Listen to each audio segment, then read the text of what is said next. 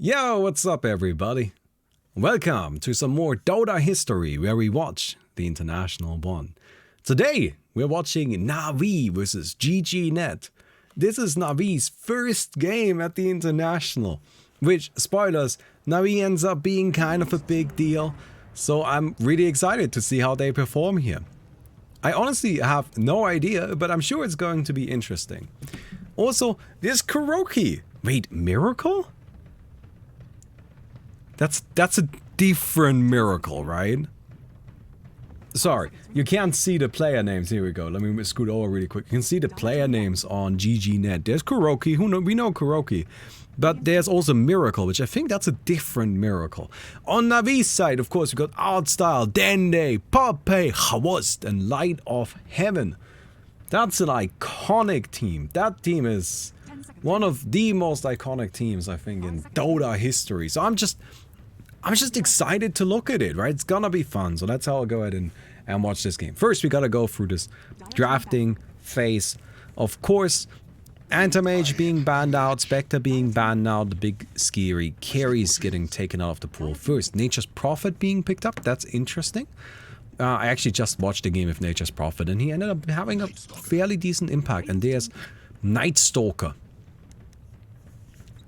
Interesting. Night Stalker. Doom! Yes! Doom! Okay, so first of all, he's called Doombringer. Not Doom. Doombringer. But Doom, fun fact, has an old ability. He still has Level Death. So that's gonna be exciting to see how Doom works out here. I'm looking forward to that. Miranda coming up. She's gonna be...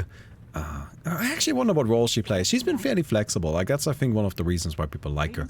Even back then, the kind of heroes that you couldn't really tell what role they're gonna play and how they're gonna be played and what's their main use. Like, those were the heroes that were really, really powerful. Just because your opponent couldn't draft around them as easily.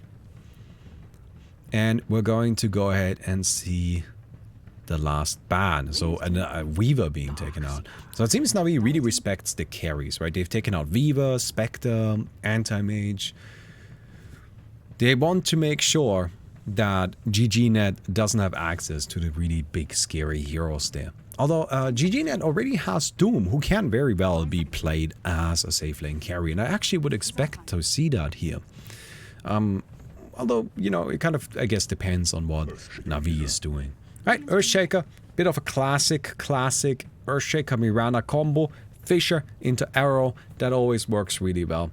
That's always very effective. Something I want to ask you to look out for is Doombringer's Doom ability. Just kind of pay attention to its cast point. I think once it comes out for the first time, it'll blow your mind a little bit because it's just... Old Dota is a bit different from modern Dota. Let's just put it that way.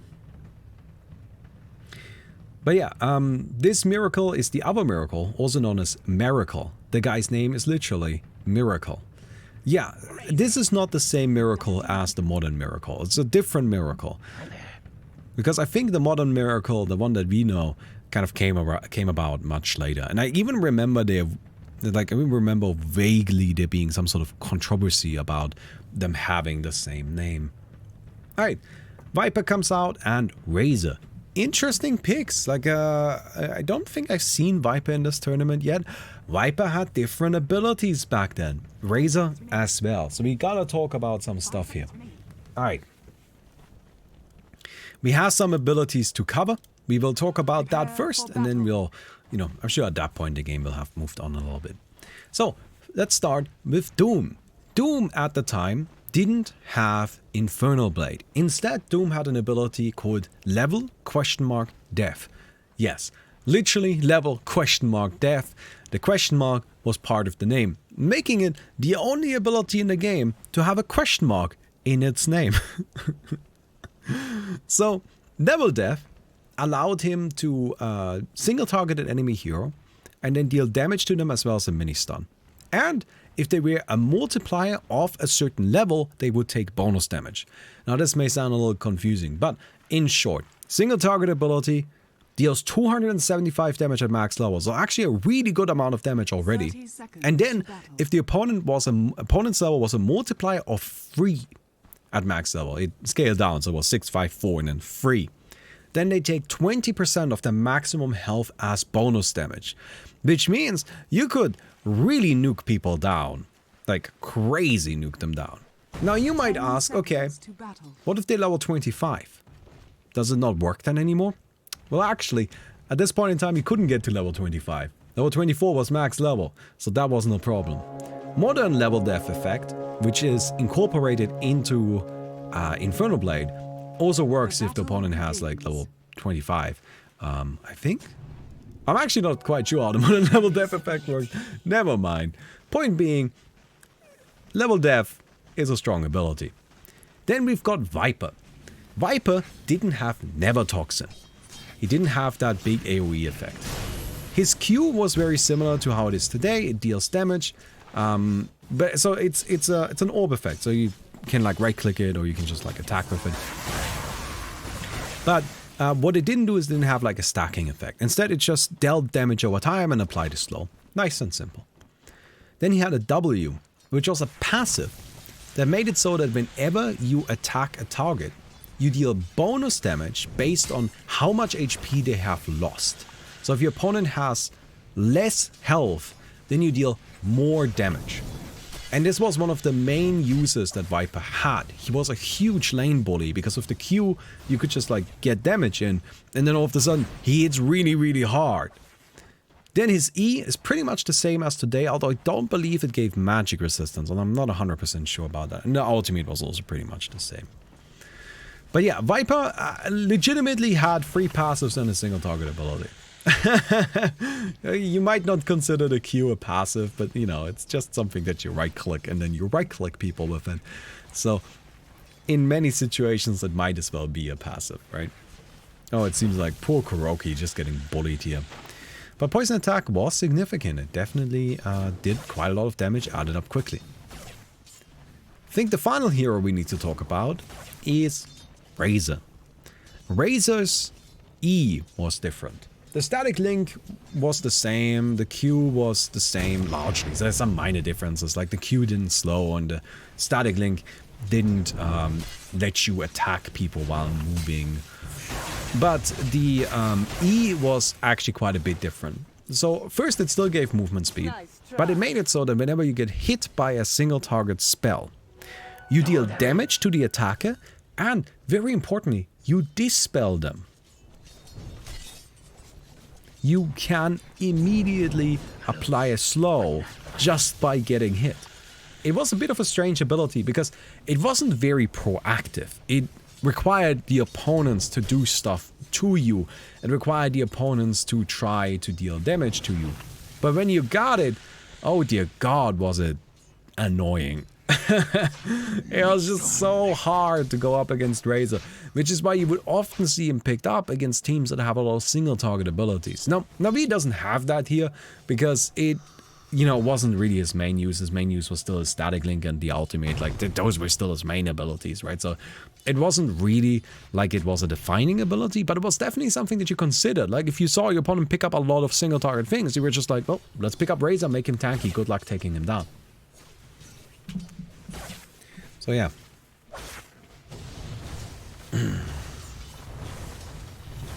Wait, patch 6.44, level death now also deals its bonus damage against heroes on level 25. So in this patch, max level was 25, I guess. Really? Oh, apologies then. I thought for sure it was level 24, but maybe I'm thinking back even a little too far there. Alright, well then, I guess level death also works at level 25, and I guess level 25 is max level. Either way, it doesn't really matter. It's not like we're gonna see that. That's not because this game has a specific length. It's just getting to those high levels is really difficult at this time because people just don't get high levels like that. Hey. By to say hi. Hey, FL Cosman, thanks for the 12 months. What is Lich's E? Oh, Lich's E is one of the best abilities in the game. It's called Sacrifice. Single target spell. You may only target an allied creep and it kills it. And then you get mana for it. Legitimately one of the strongest spells in the game. Although I'm not gonna go out and get into huge detail as to why, because we have talked about it before. Night Stalker in the meantime just kind of sitting up at the top, throwing out damage every once in a while. Probably setting up for the first night. I'm not sure when the first night started. It might be at 6 minutes. It might also be even later. It was definitely... That was a change that was made at some point where they made the day and night cycle come quicker and last shorter. Like just make it rotate much faster. Alright, Dandy.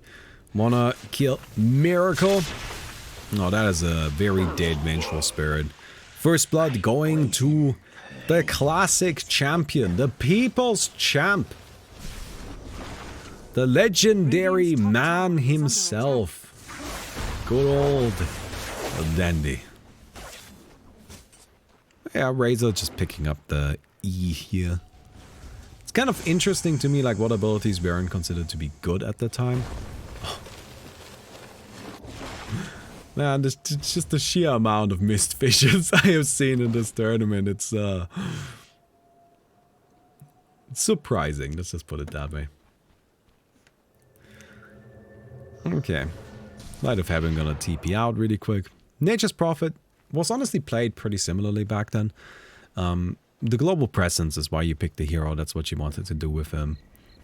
He wasn't fundamentally different from what he is today, although he had nowhere near the stats gain. Admittedly, nobody really had anywhere near the stats gain. Now, you saw what Kuroki did right here. Kuroki went to the bottom rune and picked up the haste rune as it spawned. That's really powerful, right? You fill up your bottle, you get the haste rune bottled up. Feels fantastic. It's worth keeping in mind that only one power-up rune spawns, and it's random at which spot, and there's nothing that hints at where it spawns. So, you might now be like, oh, wait, but how did he know? He didn't. He just guessed. That was just a part of it. If you really needed a rune, because you knew without it you weren't gonna be able to stay in the lane, you just walked to the rune spot, and you hope that's where it spawned, and if it didn't, then you ran back over, and you just hope that the opponent hasn't moved there yet. That's why you needed to be at the other spot right away, so you can immediately move back if it's needed. Well, in this case, we've got Kuroki getting lucky. But I always find that very funny. There was definitely a lot of the mid lane was centered around just playing around runes and just kind of getting lucky with them. Although Viper is a hero that's so powerful in terms of laning that you didn't really need the runes per se. Alright, it seems that we're gonna go and take down our men. Light of Heaven even coming in for the quick little snatch. Gets the kill steal, no big deal. You also hope they don't get double damage. Oh yeah, you hope they don't get double damage. You hope they don't get a haste as well. Haste was definitely something that made a huge impact. Oftentimes you would use that to go gank, right? Although there isn't really a great ganking target. Interestingly enough, this bottom lane is actually kind of played as a one-on-one lane. It's surprising to me to see GG Net not really commit to any particular lane. It feels like they're putting effort into protecting top, but top isn't doing so well. Frankly, I don't know where this Vengeful and Darkseer have been. Doom is mid, Lich is top, and the Razor's at the bottom. So is the Darkseer jungling? That is a possibility. Definitely not unheard of. They're gonna come in, there's the Doom. And it should be enough just with that damage. Oh my god, look at that big spiky boy. Oh, that is so big.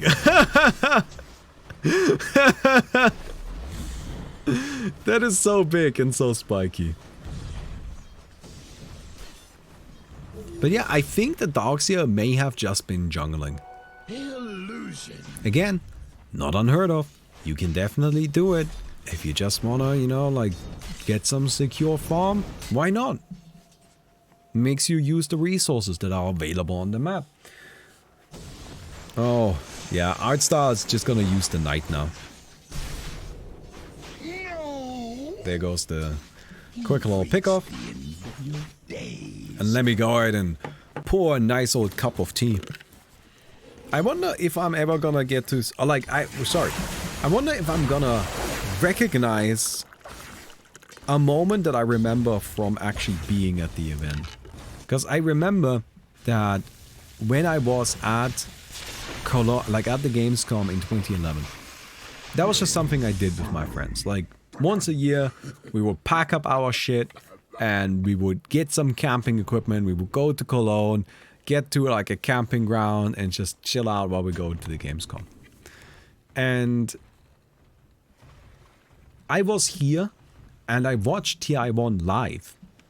Not because I came to the Gamescom to watch TI1, I just happened to be around while TI1 was going on. But there was one particular moment that is still stuck in my mind, which is gonna be this. There was like a Doom buyback somewhere in the mid lane, which is this really impressive moment that I don't know. I just like vaguely remember having a lot of fun with it. So I'm hoping that I can like recognize that moment again. It's just me being a little nostalgic right now. You know, that's how it goes. Although, once we reach the commentated matches, we are probably gonna have to, we're probably gonna turn off the in-game sound or make it quiet. Because, like, obviously I wanna do, like, I wanna kind of talk here, and it's gonna be difficult with the commentary on top of that. Man, people didn't quite have control over the fishes back then, did they? Viper picking up a Vanguard.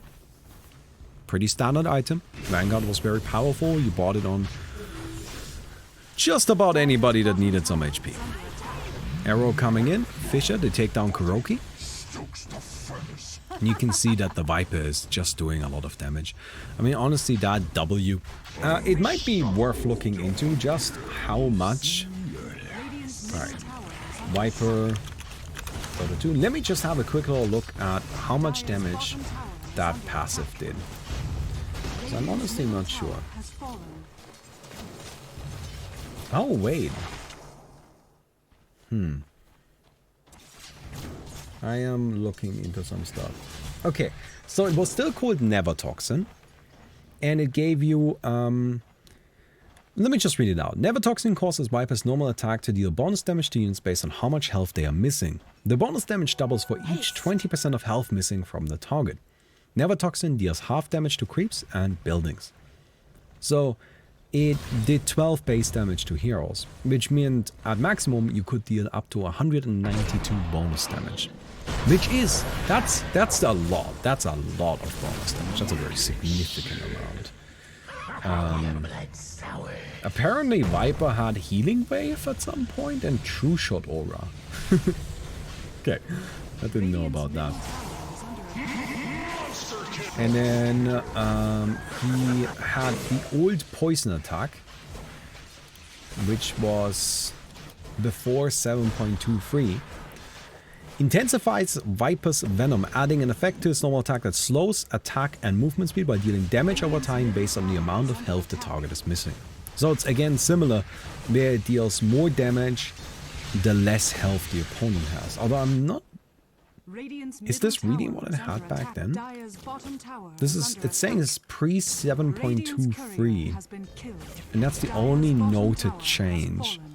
So I guess it also did, like Viper was all about having opponents be on low HP, then he became more and more powerful. And of course that's really strong in the laning stage, right? Because in the laning stage you kind of can just constantly pressure your opponent and deal more and more damage that way. Sorry. There we go. Alright, we've got the Viper Strike, then on the retreat. Get some hits in. Oh yeah, definitely, you can see it deals 24 damage per hit there. Oh, seems the Vengeful Spirit is nearly done. No, it's always doing 24 per hit. No, I thought it always did the same amount, but you know, maybe. I don't know. Dota Wiki isn't always 100% correct. Okay then. So yeah, Vanguard, as we have seen many times before, was just kind of like a stable of the hero. You would pretty much always go for Vanguard just because it was an incredibly effective tool for keeping your hero alive if you needed any sort of survivability, which a hero like Viper does, because Viper just doesn't really have the sort of inbuilt mobility or defensive mechanisms that you would require for a hero like him that just wants to sit in the middle of a fight and keep attacking, right? So you need to make sure you compensate for that. They merged the old Nevertoxin with Q at some point. Yeah, no. Again, like, I think Poison Attack at this point in time was just a flat amount of damage. This is exactly why we need to do this kind of research. Like, that's why we are watching this stuff. So, like, I'm watching this stuff right now because part of it is just really interesting. But mostly we are watching TI1 because I'm preparing for a project, right? We're preparing for, like, some videos we want to make. And as part of that, we just kind of need to gather information. This kind of information. Damn, Dindy! Triple kill! That's the big old boy! The baddest boy! The people's champ! That's crazy that Dendy just shows up and crushes it like that. Radiant's bottom tower has fallen. Radiant's middle tower. Oh, that doesn't continue the kill streak. Oh well, oh, Rampage, I guess. But you see how the Viper deals more and more damage every time. Oh my god, they're just farming them. 16 minutes and NaVi's just sitting in their base. Oh, GG net. They are trying their best. Light of Heaven coming in through the back lines. Oh dear god. Dendy, I don't know if you can continue like this. I don't... This is not nice, you know? That's just my main concern here. It's not friendly. And this is, as you all know, a family-friendly show. Well, Doom is coming in to put an end to this nonsense. Well, Nevertoxin was so good. It definitely was. I mean, people aren't that tanky. Right? The Viper is one of the tankiest heroes on the map right now, and he's got 1400 HP. So hitting for 200 damage, 200 bonus damage, that's, wow, I mean, you know, ooh, that's gonna cut through you like it's nothing. Particularly on the more squishy heroes. The Razor is probably gonna pick up a Vanguard. Doesn't really feel like Arson has been able to get much going. Throws out the static link, it immediately gets broken. Look at that, the vacuum had a little bit of a end stun when it connected. There's Viper Strike. Arson gonna be going down to Dendy. Dendy gets another double kill. Looking for more. Doom is just kind of chilling to the side. We did use Doom already, so I don't know if you can really do much there, Kuroki. Gonna be trying to fight it out with Dandy, but these jungle areas, these forests, weren't as nicely designed as they are today. You could just get trapped. It's really difficult to get trapped in the modern jungle designs because each of them has been very carefully laid out in such a way that there's always entry and exit points. Although I think this particular trap still exists. But yeah, you can like go in and out very easily. But that's not true for the old jungle design. In the old maps, you could just get stuck. Like all the time. Pretty much every single jungle hiding spot would eventually just lead to a dead end. There we go. Yeah, just Prophet Q was targeted at this point, right? Unit targeted? I think it was still ground targeted, but you could also unit target it. But I'm not entirely sure. That's something that might be worth investigating at some point. For now, then he's just gonna continue chilling here. It's good to see NaVi do so well, isn't it? Oh wow, big donk. Yeah, the Radiant side, they're really trying their best, but it does just feel like they're feeding the Viper. And you can see, again, the Viper is just building entirely tanky. Because your spells were just good enough to kill stuff back in the day, so you just make sure that you survive. I mean, tanky Viper has always been an item build, and I've always really liked it. Another item build that I've always really enjoyed on Viper was the kind of tanky support Viper. Where you go for like a mecha and maybe, I guess, Perkin Pike. That doesn't really exist these days. That didn't really exist in these days. But yeah, like you could also go for drums or an Urn of Shadows, and you could end up being really, really tanky as a result. And there goes the Rags. Yeah, NaVi is just kind of overwhelming GG net. There goes another kill for Dandy. Gonna be linked up with the static link, which is broken immediately. There's the Doom. Viper on the retreat, but Viper is so tanky at this point. I don't know if they can even do it. Although, also worth keeping in mind is that Doom was actually just kind of powerful in terms of damage output. Oh, Dandy running away. There's the silence. Do they have a stun? They need to prevent that... shit, what is it called? Level death. But it seems it's not even needed because like Dandy just doesn't die. Oh dear God. Well, NaVi came to show what they are made of, and now they are made of king material. Look at that. Dandy just running into the fountain. No fear, got a heart. Like, ooh, actually be a bit careful, my friend. Nice special tactic. I think that's referring to the jungling Darkseer. Which, I don't know if that's meant to be BM. But I'm just gonna go ahead and say that we are actually being nice right there. Jungling Darkseer was definitely a bit strange though. Radiant's Ancient is under attack. And seems we're going in a little too deep. Radiant's Ancient is under attack. Ancient should be going down. There you go. And with that, NaVi takes it. In a very dominating fashion. 670 GPM on that Viper. It's actually by far the highest GPM I've seen in this tournament so far. Admittedly, Dandy didn't really get very many last hits. Dandy got a quarter as many kills as he has creep last hits. Then he has a combined 102 last hits, 22 of which are kills. So yeah, anyway. That was fun. I enjoyed that. NaVi being big and fat and scary, and I think seeing them perform for the first time is exciting, isn't it? So I'll see if we can find some more exciting games to watch together. But for today, that's gonna be it. I hope you guys enjoyed the video. Let me know if there's any particular games you want to see in the future, and I'll see you guys around. Goodbye.